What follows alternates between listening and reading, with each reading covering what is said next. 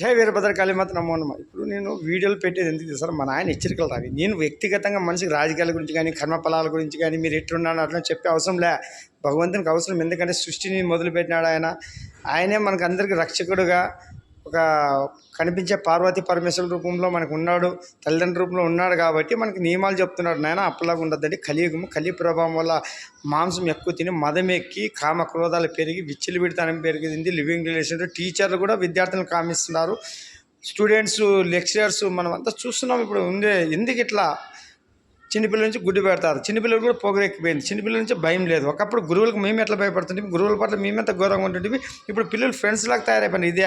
ఇదే కల్చర్. గురువు అంటే ఒక స్ట్రిక్ట్, ఒక ఎట్లా తెలుసా, ఆయన చూసినా భయం పుట్టాలి, వెన్నెలో వణుకు పుట్టాలి. గురువు వస్తే అబ్బో దాపెట్టుకుంటుంటే, సార్ పోతుంటే ఇట్లా దాపెట్టుకుంటారు. అట్లా ఇప్పుడు గురువు దగ్గర పోతే ఏదో ఫ్రెండ్స్ లాగా హాయ్ హలో ఏమరా మీకు బాగా మదం తిని మాంసాహారం తిని మదం ఎక్కిందిరా మనుషులకి.